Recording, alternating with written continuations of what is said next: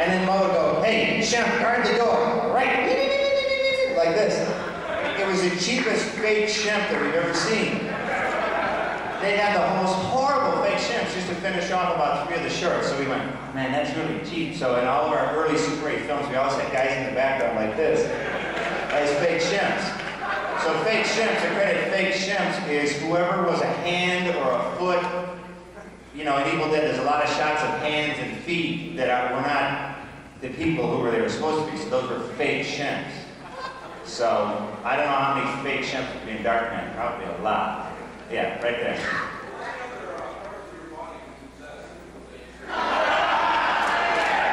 Wouldn't you like to know? Get on. I don't know. I really don't know. The script is being worked on even as we speak. So, right there with the camouflage hat. How much got cut out of what? They're still shooting. But I know it's generic blood. I mean, it's not, they're well aware of the rating. That'll be in our rating. So, in my death, there's very little blood, although based on what happens to me, there should be a lot more. Yeah, straight back.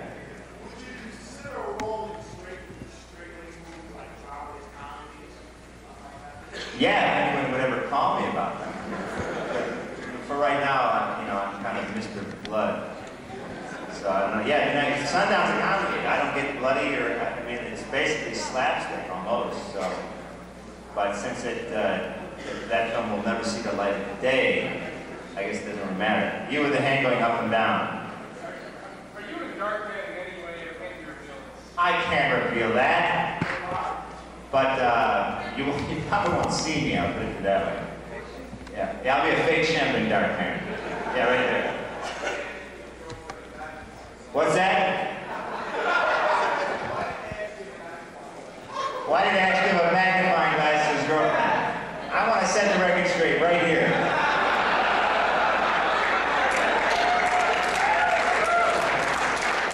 It's a Three Stooges gag where Larry holds the magnifying glass in front of the ring. No.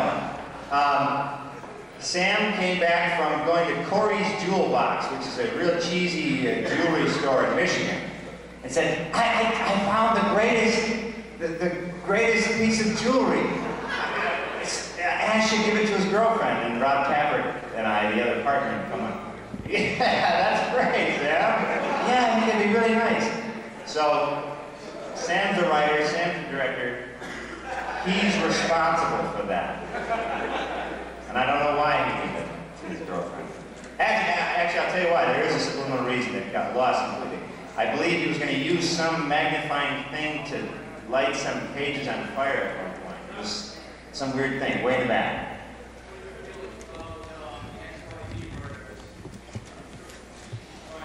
AKA Crime Wave? Which one of you saw Crime Wave?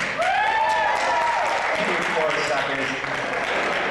Actually, that film, after making a real blood fest with Evil Dead, people fainted, and a couple papers called it the sickest of the sick.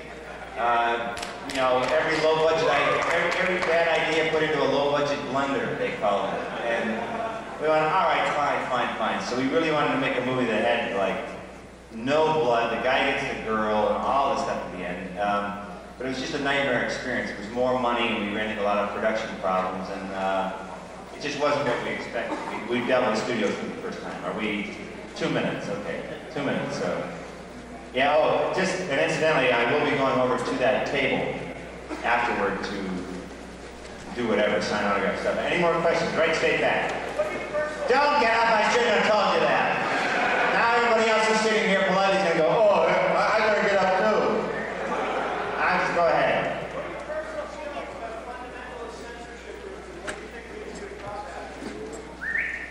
Well, that's a pretty sticky issue. I mean, everyone's always going to hassle about whether it's affecting the youth of America. I'm glad that the country is structured as such that they don't have censorship here. They don't. If you want to put an unrated movie out, you can. In England, you cannot. The weird thing is, in England, the only two things they cut are when I'm unconscious on the floor, me getting kicked in the face while I'm unconscious, and me getting kicked in the face before I went down into the cellar. Those are the two things that they cut, but the point is, they can stop the public from seeing things. And so in England, I don't believe, I'm sure there's bootleg versions in England rampantly, but I know that they can actually cut stuff out. I'm just glad here in the United States that if you want to put that out, you basically can't. It's freedom of speech or whatever, one of those constitutional things. Yeah. What was the name of the song we were singing in the car on the way up in the first one? I sent you 20 letters. It was a cheesy camp song where Sam went to camp. And we had to learn it that morning. We didn't know. Sam went, yeah, here's the song. Way back there. Nice and loud. In one of the movies, Evil Dead or Part 2, I read that there was a hidden Freddy Krueger glove in one of the There was a what? A hidden Freddy Krueger glove. A hidden Freddy Krueger glove, yes. In the basement, no, in the work shed in Part 2, there was a Freddy Krueger glove. And in the basement in Part 1, I think there's a Hills Have Eyes poster. It's funny to have. Because in the Hills Have Eyes, there was a Jaws poster torn in half in the trailer, I think, where the guy bites the little canary and drinks its blood in, as though Wes Craven's saying, however horrible Jaws was, that's nothing. So Sam went, oh yeah, however horrible Hills Have Eyes was, that's nothing. And so in Nightmare on Elm Street, he used to clip the kid watching television, watching Evil Dead. So in Evil Dead 2, there's a poster in the basement of Nightmare on Elm Street torn in half. So, I don't know, eventually Evil Dead 3 maybe will have Shocker torn in half, or I don't know. Does that mean you want to tear Shocker in half? That was a good movie. Yeah, right here.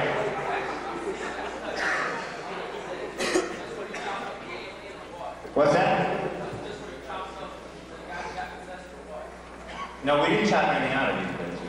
We cut it out ourselves, but no one made us cut it out. Yeah, right back there. What do you think of Lawrence Pinker? What do I think of who? Lawrence Pinker. Oh, the guy from Shocker. The guy from Shocker? What should I think about him? What's your opinion? Don't ask me about Shocker. Right back there. What's my favorite? The favorite of the films that I've done? Probably Evil Dead 2, because it was the most demanding. When stuff gets less demanding, I think somehow the films reflect that. So I think everyone should work hard. Let's do what? One more? I'll do one more question. Way in the back. Did you ever get hurt beating yourself up in Evil Dead 2? Yes, a little bit. Not too bad though. So anyway, I guess I'm being kicked off the stage here. Thank you very much. Let's stand for Bruce. Bruce, the bouncing Campbell. Okay, autograph for Bruce in the rear.